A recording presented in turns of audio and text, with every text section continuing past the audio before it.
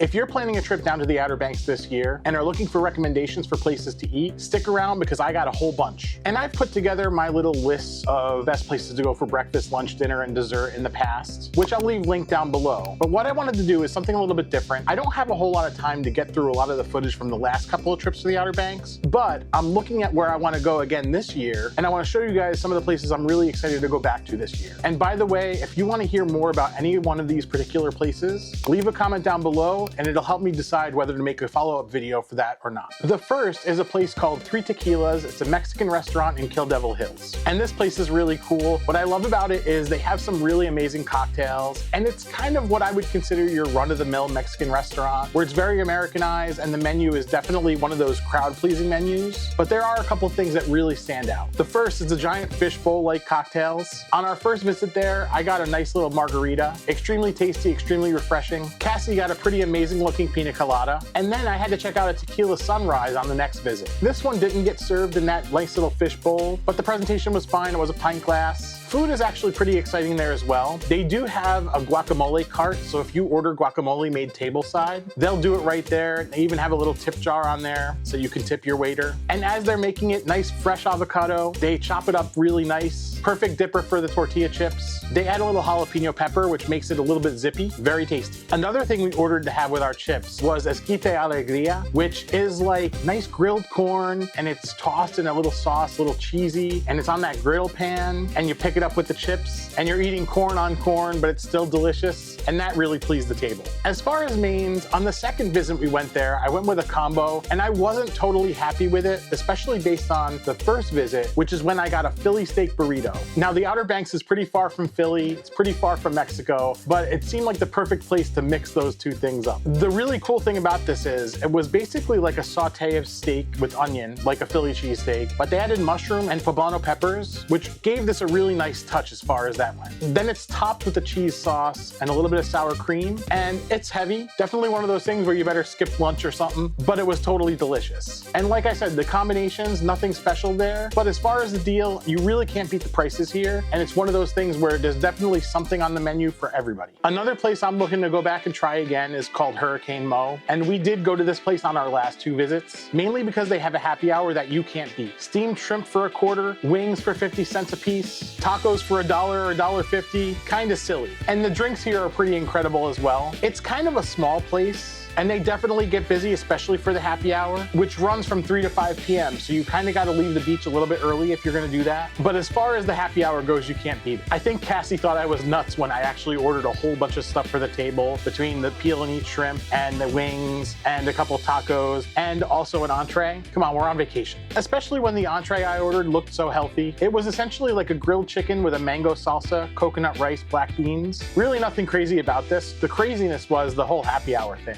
And Hurricane Mo's is a bar, so you know I had to try something. And with a name like Devil's Painkiller, that was something that I just couldn't skip. Locally distilled Kill Devil pecan rum, pina colada mix, pineapple juice and orange juice, served on the rocks and garnished with nutmeg. This is one where you want to sip it instead of doing it with the straw, so you get that nutmeg aroma. And it's extremely tasty. I love drinks like this, especially when it's like a riff on a pina colada. They take care of the kids too. They have special cups that they give the kids drinks in. Of course, non-alcoholic. So yeah, definitely looking forward to going back to Hurricane Mo's this year. We stumbled into a place called the Rundown Cafe on the last visit, and we didn't expect to like it quite as much as we did. Especially, I ordered something which is kind of on the lighter side for the types of things I like to order, and that's the Hawaiian poke bowl. Raw sesame soy marinated ahi tuna served with jasmine rice, edamame, and a crispy wonton with slaw and wakame seaweed salad. This was absolutely fantastic, and I'm actually kind of kicking myself for not finding this place earlier. The vibes inside are definitely like a nice little bar with a few tables. Definitely has that kind of like jungle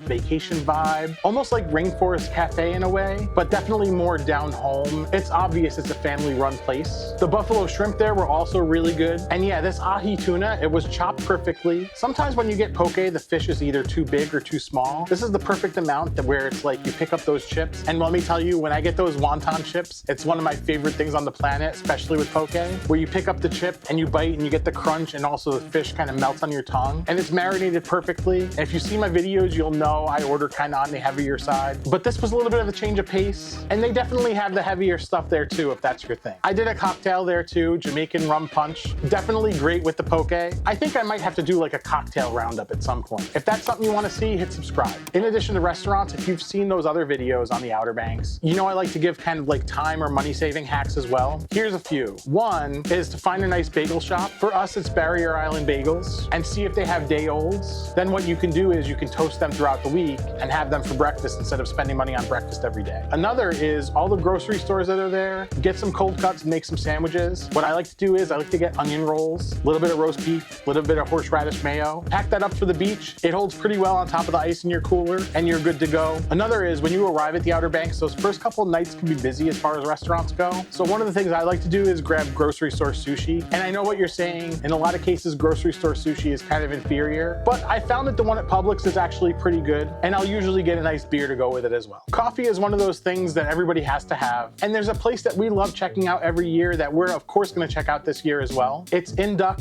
and it's called Duck's Cottage Coffee. They're a little bookstore and coffee shop, and they make pretty much any kind of coffee drink that you want, kind of like a mom and pop Starbucks. They'll have a handful of specials on the menu, but I always like to get either an espresso or a cortado. For the guy who never switches to hot coffee throughout the year and drinks cold brew pretty much from January through December, it is weird that I enjoy nice hot coffees in the summer in the beach setting.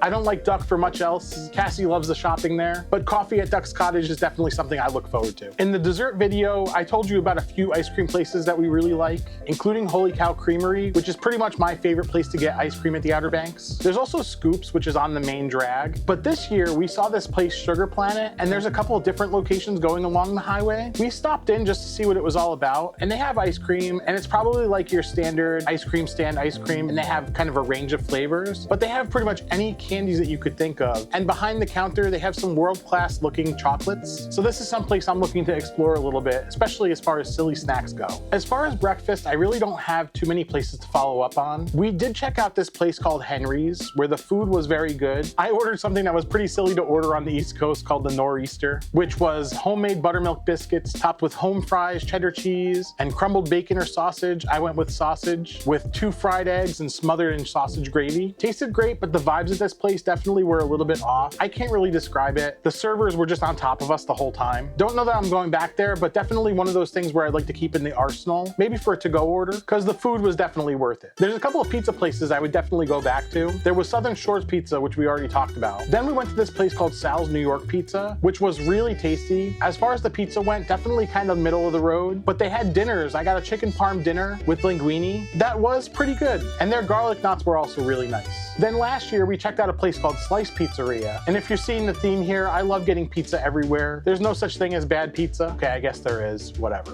But this place, Slice Pizza, definitely on the middle of the road side. We just got a cheese, but the garlic knots there were really good. They were like super thick. I can't even describe it. Really tasty. Definitely love this place. And the chicken parm sub was actually excellent. And of course, I gotta check out Kill Devil Custard again. I'm jumping all over the place in this video. The Kill Devil Custard has really good food, really good ice cream. On the last visit, I got some beignets covered in vanilla and chocolate ice cream with a little bit of raspberry sauce on top. It was to die for. Excellent. One of those things where it's the summer, you're in a beach setting, you gotta have some kind of dessert, and Kill Devil Custard never disappoints in that realm. What about you? Any places that you know that you want to check out or that you want me to check out? Leave a comment down below and I'll do my best to get there. If you haven't seen my Ultimate Outer Banks Food Tours videos, I'll leave those on the screen for you to check out right now or in the description down below. Thank you so much for watching, and we'll see you in the next video.